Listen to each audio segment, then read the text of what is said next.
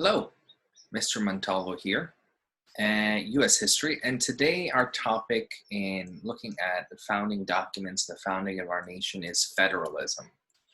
And our objective is to examine how key issues were resolved during the Constitutional Convention, including the balance of power between the federal and the state governments, which would create or establish a system of federalism. In addition to that, we're going to examine the role of New York State residents Alexander Hamilton and John Jay as leading advocates for the new Constitution.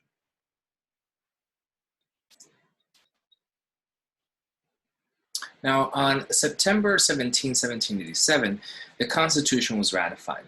The delegates one by one signed the Constitution. They had done something remarkable. In just a few months, they had set up a framework for a lasting government for our country. At the end of the convention, a republic was set up.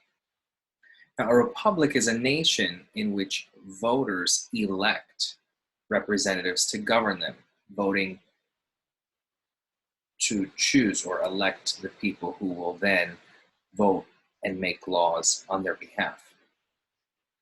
Now, early American leaders were inspired by the Iroquois system of government.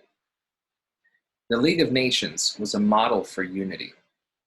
The Native American nations governed separately as states, but joined in unity in their central defense.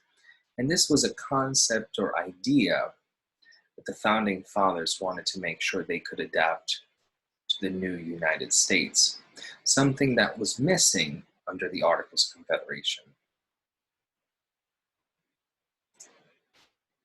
Now, the United States government is considered a federal system because both national and state governments exist within the nation.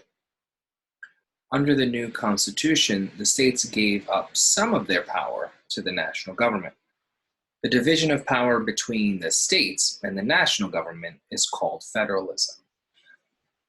And if you take a look at the graphic on the left, you can understand federalism being at the top, but then the division of power being the state governments, in addition to county governments in many cases and local governments. We, the people, and the laws of nature, this is all founded on that idea that power is divided. Now, if we remember, under the Articles of Confederation, was it the states or the federal government that had the most amount of power? The answer is it was the states, and that was the problem, if we remember correctly. The Constitution spells out the powers of the federal government. An example, the federal government can coin money or declare war. States have the power to regulate trade between their own borders. The states decide who can vote in elections. And the states have the power to establish schools and local governments. Now, this is all spelled out in our Constitution. Many of the powers between the government and the states are shared. These are known as shared powers. For example, both governments can build roads and raise taxes. Now, the Constitution is the final law of the land. And in a dispute between state and federal government, the federal government has the final authority. Now, here's an excerpt from the U.S. Constitution. The powers not delegated to the United States are reserved to the states. States' rights are also known as reserved rights. So if it's not mentioned directly in the Constitution, it's under the domain of the individual states. Topics such as marriage, such as schooling, education, driving. The founders definitely weren't thinking about driver's licenses or road regulations. These are all ideas that they wanted to make sure that the document that they were creating was flexible over time.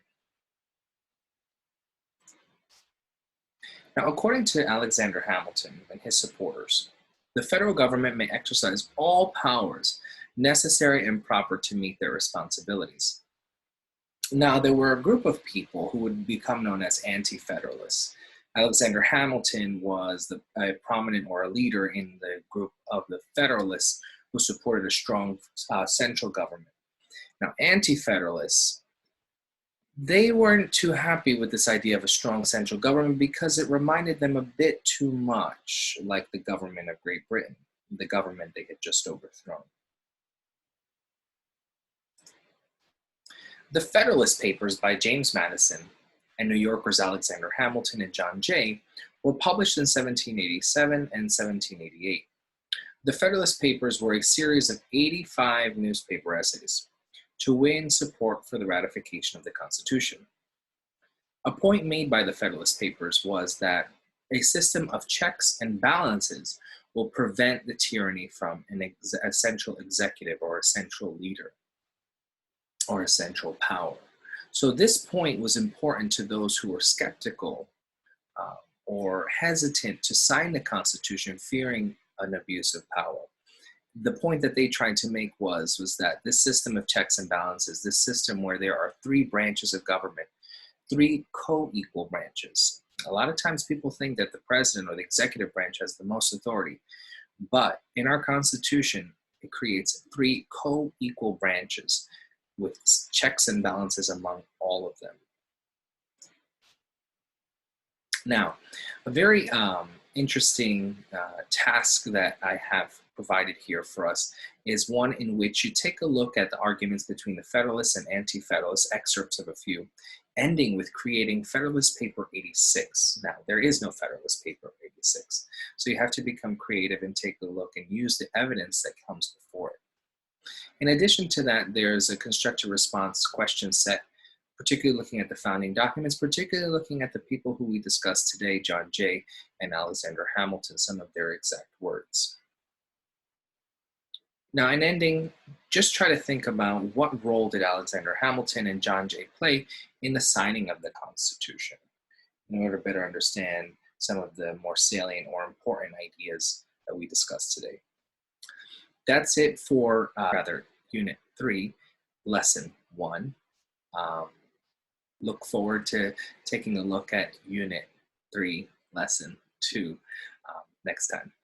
Take care. Be well. Hope to see you soon.